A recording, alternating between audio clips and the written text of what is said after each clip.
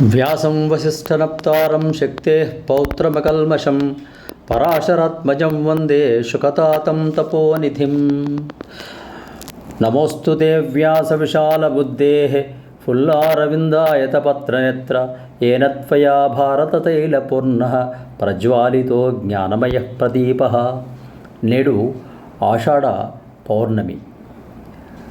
దీనినే వ్యాస పౌర్ణమి అని, గురు పౌర్ణమి అని అంటారు. వేదరాశిని 4 భాగాలుగా విభాగం చేసినవాడు, భారత భాగవతాది గ్రంథాలను మనకు అందించినవాడు, వేదశాస్త్ర ఇతిహాసాలను అందులో నిక్షిప్తం చేసినవాడు, అనేక రకాల పురాణాలను ఉపనిషత్తులను మనకు అందించినటువంటి వేదవ్యాస మహర్షి పుట్టినరోజు నేడు. ఆ మహర్షి స్కాంధ పురాణంలో పార్వతీ పరమేశ్వరుల సంవాద రూపంలో గురువు యొక్క తత్వాన్ని గురుగీతగా మనకు అందించారు. గురుతత్వ స్వారమంతా ఇందులో ఉంది. శివుడు కోపిస్తే గురువు మనల్ని రక్షిస్తాడు, గురువే కోపిస్తే కాపాడేవారే లేరు. గురువు సత్వగుణ సంపన్నుడు, సర్వజ్ఞునిగా, సర్వశక్తివంతునిగా, విద్యార్థికి తనకు తెలిసిన జ్ఞానాన్నంతా అందించేవాడుగా ఉండాలి. సంశయరహితుడు, పరమనిష్టాగరిష్ఠునిగా ఉండాలి. శాస్త్ర విషయాన్ని చక్కగా తెలుసుకున్న తర్వాత మాత్రమే విద్యార్థికి బోధించాలి. అంటే తను నేర్చుకున్న విషయంలో ఎలాంటి సంశయాలు కూడా అతనికి ఉండరాదు. సందేహం, దయ, భయం, సంకోచం, నింద, ప్రతిష్ట, కులాభిమానం, సంపద అనే 8 బంధాలకు గురువు అతీతుడుగా ఉండాలంటున్నది ఈ గురుగీత. గురువు అనేవాడికి ఎలాంటి విషయాల్లో అపేక్ష ఉండకూడదు. అందరి శిష్యులను ఒకే రకంగా చూడగలిగే సమదృష్టి ఉండాలి. గురుసేవ పుణ్యక్షేత్ర సందర్శనంతో సమానమని, గురూపదేశం పొందగలిగే అర్హత, అదృష్టం శిష్యులందరికీ లభించదు.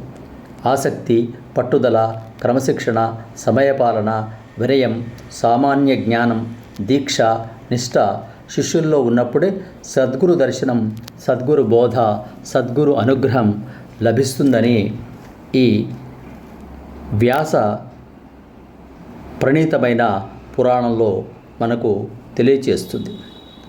లోకంలో ఎన్ని కోట్ల మహామంత్రాలున్నా ఆ మంత్రాలను నేరుగా మనం అనుసంధిస్తే, పఠిస్తే, జపిస్తే మనకు దాని యొక్క ఫలితం లభించదు.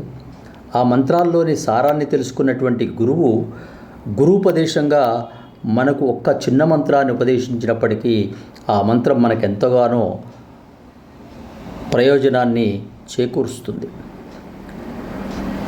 శిష్యుడు ఆ మంత్రాన్ని కామధేనువుతో సమానంగా నిత్యం జపించి, పఠించి మంత్రసిద్ధిని పొందవచ్చు. ఇలాంటి గురువే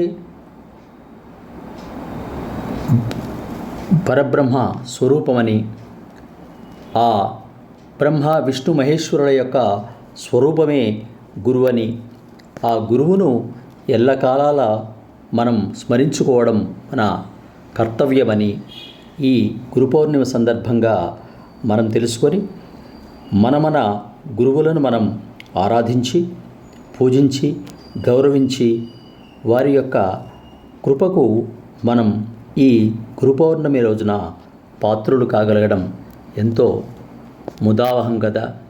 అందుకే గురు బ్రహ్మ గురుర్విష్ణు గురుర్దేవో మహేశ్వర గురు సాక్షాత్ పరబ్రహ్మ తస్మై శ్రీ గురవే నమః అని మన సనాతన సంప్రదాయంలో గురువే విష్ణువు, గురువే బ్రహ్మ, గురువే శివుడు అని త్రిమూర్త్యాత్మక రూపమే గురువుగా మనకు తెలియవస్తుంది. అనేక మంది గురు ద్వారానే దేవుని తెలుసుకుంటారు. కాబట్టి సబ్స్క్రైబ్ ఆచార్య శ్రీ సూక్తి.